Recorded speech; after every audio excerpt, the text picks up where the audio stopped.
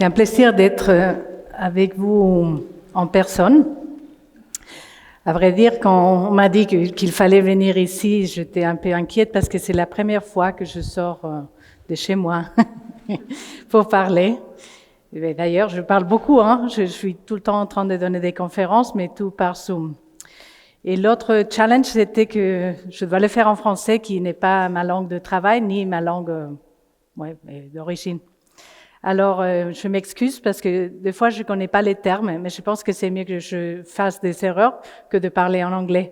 Ou peut-être et quelqu'un d'autre vous ne comprend pas aussi. Alors, bon. Je dois parler sur le net zero, le zéro émission net. Et en fait, qu'est-ce que ça veut dire pour vous? Et moi, je connais pas tellement votre travail ou les domaines. Alors, je pense que, je vais vous parler de ce que moi je comprends. Je travaille avec les compagnies, les corporates, qui sont en train de faire des démarches pour réduire ces émissions et être net zero. Et je vais vous raconter qu'est-ce qui se passe dans ce domaine, d'accord? Pour commencer, la semaine dernière, il y a les G7, les ministres des Finances, qui ont dit en fait que le changement climatique est un risque pour la société et pour la stabilité financière. C'est assez clair. Stabilité financière, il y a des risques, soit risques physiques du changement climatique ou risques de la transition, parce qu'il y a plein de secteurs qui doivent en fait changer et qu'il y a des positions et des compagnies qui sont pire placées dans cette transition, ce qui veut dire un risque pour les investisseurs, parce que personne veut investir dans ce qu'on appelle en anglais stranded cost, je ne sais pas comment dire en français. Je vais vous parler d'abord qui je représente, parler un peu de Road to Net Zero et pourquoi les pensions, c'est important en fait de rentrer dans ce mouvement. Women Business, c'était créé il y a 6-7 ans. C'est une coalition de 7 organisations qui travaillent tous sur le changement climatique avec beaucoup de compagnies.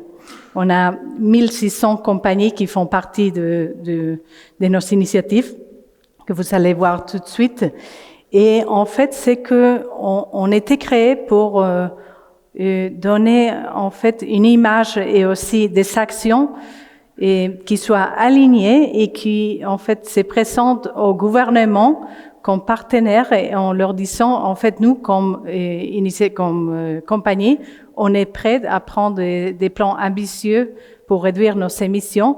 Alors vous pouvez être plus ambitieux dans votre politique et votre en fait le commitment, qu'on dit, je sais pas comment dire en français, et parce qu'on est là et en fait on va vous suivre et même on va faire plus. Par exemple, on a fait maintenant, il y avait Biden aux États-Unis a fait un summit et nous on a mobilisé 400 compagnies américaines et qu'on a écrit une lettre en disant au gouvernement américain, s'il vous plaît, soyez ambitieux, réduire vos émissions par 50% en 2030. Dans les 400, il y avait toutes les grandes compagnies, en fait, Microsoft, Apple, General Motors, de tous les secteurs, d'accord? Alors, c'était assez important pour nous, parce que c'était dans le CNN, c'était un peu partout, parce qu'il n'y a pas seulement cette mobilisation, il y a John Kerry qui nous a répondu, il a dit quand il y a le secteur privé qui nous demande d'être plus ambitieux, on ne peut pas regarder ailleurs, il faut en fait être plus ambitieux. Et du coup, le gouvernement américain a dit qu'il va réduire ses émissions 55% en 2030, en comparant avec 2015, je pense. Avant, l'objectif c'était 27%. Alors, ils sont doublés, d'accord? Alors ça, c'est pas quelque chose à 2050, ça c'est 2030, d'accord? Biden, s'il est réélu, en fait, il est responsable de cet objectif. Et les compagnies qui sont aux États-Unis aussi, ils vont avoir de nouvelles régulations et tout, et il va y avoir des changements assez dramatiques et au niveau régulation, loi, etc., qui vont impacter le business. Et les business sont prêts. Alors c'est ça ce on appelle l'ambition loop. Nous, comme compagnie, on dit oui, on est prêt à des lois et des objectifs plus ambitieux. Après, on parle avec les gouvernements. Les gouvernements se sont rassurés parce que le secteur privé est à faveur de ces régulations et en fait, ça emmène à avoir plus d'actions dans le secteur privé. Le Women Business reçoit des fonds de fondation. Notre budget, c'est 20 millions de dollars et après, on les distribue aux partenaires qu'on a. Et ça, ce sont quelques initiatives avec lesquelles on soutient depuis longtemps. Science-Based Targets. Cela, c'est très important pour vous parce que c'est une initiative où les compagnies disent, en fait, nous, on va réduire nos émissions alignées avec les objectifs de Paris. Et en fait, il y a quelqu'un externe qui certifie en fait que ce plan de réduction est valable et fait, bon, je ne sais pas si faisable, mais valable au moins. Et ça rassure les investisseurs que ces compagnies, elles sont dans la bonne trajectoire et pour tout ce qui est ESG investment et tout ça. On a fait aussi un mouvement de compagnies qui ont dit, en fait, on veut être net zero, on veut être 1.5, il y a 600 compagnies. On travaille aussi avec Amazon, une autre initiative des Climate Pledge qui dit qu'on va être net zero en 2040.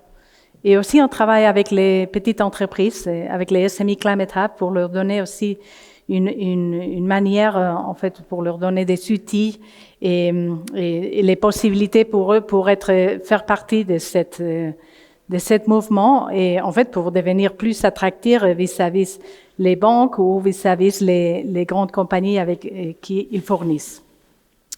Ensuite, on a d'autres, par exemple, nous on est contre le charbon. En fait, on dit stop coal, hein. Mais au lieu de dire stop coal, on dit 100% renouvelable. En fait, on parle sur les solutions. Comme compagnie, les compagnies, ils n'aiment pas parler des problèmes, mais plutôt des solutions.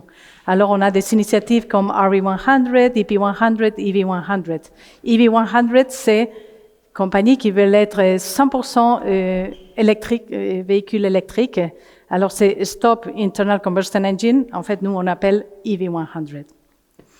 Et là, vous pouvez voir quelques chiffres avec les compagnies. On a presque 2000 des compagnies qui font partie de toutes ces initiatives avec 25 trillions de capitalisation. Et bon, ils travaillent dans plusieurs domaines. Et, je vais vous parler un peu de Net Zero parce que vous allez écouter beaucoup Net Zero si vous regardez la presse et tout, les compagnies, les gouvernements, et qu'est-ce que ça veut dire. Alors, pour une compagnie, il y a le Science Based Targets Initiative qui est en train de préparer une explication de ce que Net Zero veut dire. D'accord? Mais pour que vous voyez dans le graphe qui est là, en fait, les compagnies doivent réduire ces émissions au maximum. Et en 2050, il y aura quelques émissions qu'ils ne peuvent pas réduire. Ça s'appelle émissions résiduelles, qu'ils peuvent compenser avec des achats de projets de reforestation ou en investissement en plus de renouvelables, d'accord? Et ça s'appelle neutralisation. Et ils seront net zero. Mais il y a un grand débat en ce moment, parce qu'il y a beaucoup de compagnies qui veulent faire plus. Il y a Microsoft qui a dit, moi je vais acheter en arrière, en fait je vais être net zero aujourd'hui. Alors ils peuvent faire une compensation, d'accord? Et il y a beaucoup de débats en ce moment, parce qu'il y a beaucoup d'accusations à quelques compagnies de faire des greenwashing, parce qu'ils parlent beaucoup de ces compensations, et ils ne parlent pas assez de la décarbonisation qu'il faut qu'ils fassent, d'accord?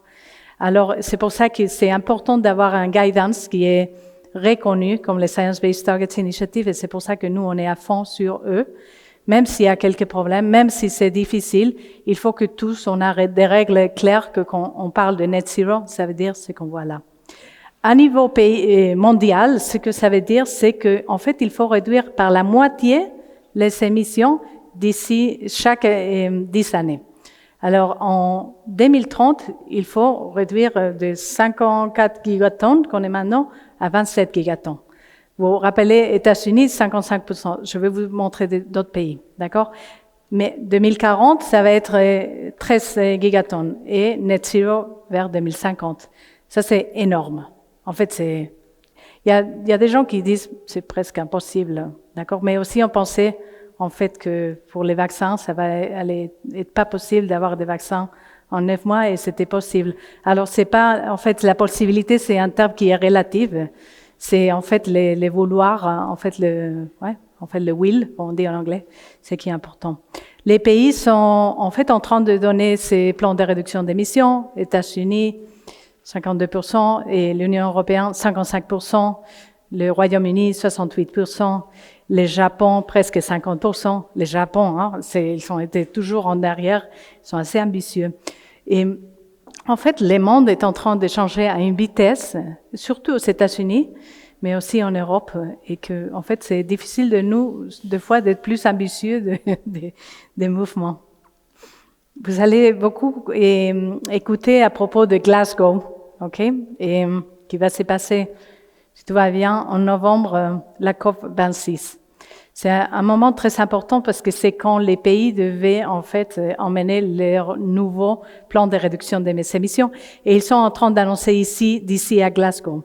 Dans le secteur privé et aussi les villes et d'autres parties qui ne sont pas les gouvernements, il y a beaucoup de mouvements.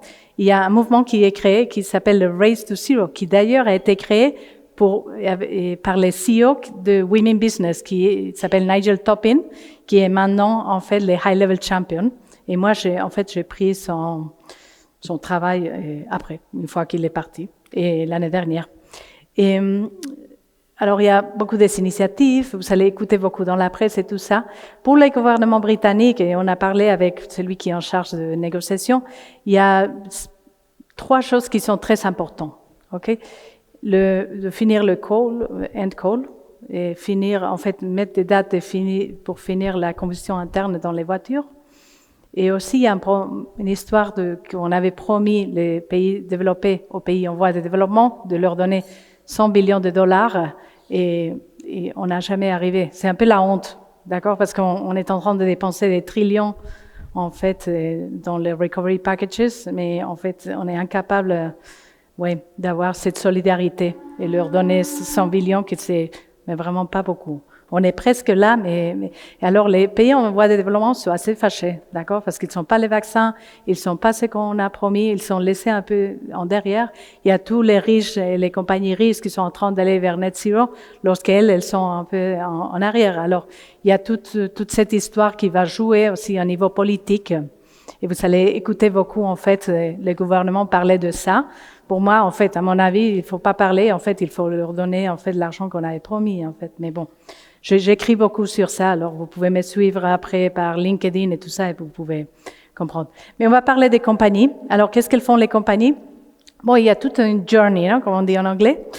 Et on a commencé, en fait, en prenant connaissance des problèmes. Ça, c'était plutôt les années 90. Et après, ensuite, on a créé des protocoles pour essayer de mesurer, parce que les compagnies, quand elles mesurent, elles peuvent prendre action. Si on ne sait pas, on ne peut pas. D'accord? C'est très important. Et Sarah, elle travaille beaucoup sur ça. Vous allez sûrement lui écouter quand elle parlera. Ensuite, il faut reporter, en fait, parce que soit les investisseurs, aussi les clients, même les employés veulent savoir, en fait, quelle est l'évolution des émissions dans des compagnies. Et le suivant pas, c'est avoir des targets, comme je vous ai dit, les Science Based Targets Initiative. En plus, une fois qu'on a les targets, il faut développer la stratégie et pour arriver à ces targets. Il faut regarder à toutes les émissions des opérations, mais aussi les émissions qui sont dans la chaîne d'approvisionnement. Et ça, c'est plus difficile. Et ensuite, il y a des business plans, il y a des climate transition plans qui doivent être présentés aux shareholders, comment on dit, shareholders? À l'actionnariat. OK. Ça, il y a beaucoup de compagnies. Par exemple, Unilever, elle est en Climate Action Plans, à la fin. D'accord? Et les compagnies sont dans cette transition. Mais en fait, ce qui est important pour vous, il y a beaucoup de compagnies qui sont en train de travailler sur ça. Ici, il y a quelques chiffres. En fait, seulement avec les initiatives que nous, on gère, on a 1900 compagnies qui ont de targets d'arriver à être net zero. Et dans ces 3 initiatives. Et je suis sûre que vous allez dire, mais c'est presque impossible, parce que, en fait, vraiment, moi aussi, des fois, je me réveille, je dis non, mais comment on va changer les transports après le transport aérien? Il n'y a pas de technologie et tout ça. Bon, il y a plein d'études. Je pense que vous allez écouter des Project Drawdown qui disent, OK, il y a des solutions. Il y a des solutions, mais des fois, en fait, elles sont plus chères aussi, il faut dire. Elles sont plus chères parce qu'on ne paye pas, en fait, les coûts non plus de la pollution. D'accord? Alors, en fait, il y a beaucoup de changements qui doivent être faits à niveau régulation, à niveau de prix des émissions, et à niveau aussi qu'il faut, en fait, arrêter de vendre quelques produits, en fait, et on va voir de plus en plus ça dans les marchés parce que les gouvernements ont des objectifs hyper ambitieux. Alors, en fait, on va avoir une révolution à niveau législatif et tout ça. Et on a, en fait, des espoirs quand on voit, par exemple, la transformation des renouvelables ou ce qui s'est en train de passer avec les véhicules électriques. On a commissionné des études à l'université de Oxford et qui sont dans notre website pour voir en fait comment les systèmes se transforment et comment les courbes technologiques évoluent à un point où ça fait partie du mass market. Okay? Et là, vous pouvez voir, vous pouvez parfaitement voir le renouvelable et les véhicules électriques. Il y a 2 années, en fait, les compagnies, et moi je parle beaucoup avec eux, j'ai travaillé avec elles, ils disaient non, mais c'est impossible de changer un véhicule électrique. Maintenant, en fait, dans 2 années, il y a toutes les compagnies qui ont dit qu'ils vont transitionner. Et vous voyez là les courbes, en fait, qui sont en train de présenter cette courbe exponentielle. On est là. Moi, je trouve qu'en fait, en plus, on peut même avancer. Et il y a même le G7, il y a beaucoup, en fait, les gouvernements sont en train de dire on va avancer la date où, en fait, pour qu'on puisse plus vendre des véhicules en combustion interne, par exemple. Mais on doit faire ça par les renouvelables, on doit faire ça les véhicules électriques, l'hydrogène. Enfin, il faut qu'on trouve des solutions et après, il faut qu'on les amène au marché. OK. Maintenant, on rentre dans la partie où moi, je connais moins. C'est Why Pensions Matter. En fait, il y a Mark Carney, qui est le UN Special Envoy for Climate Action and Finance. Il est en train de donner advisor to Boris Johnson. Il avait été le chef de la Banque d'Angleterre. Il avait créé quelque chose qui s'appelle le TCFD, le Task Force on Finance Climate Disclosure. Qu'ils disent, en fait, que en fait, les fonds de pension, ils sont 50 trillions d'assets global. Et vous allez être critique dans la transition à net zero. En fait, c'est dans l'intérêt du monde, mais aussi c'est dans votre propre intérêt.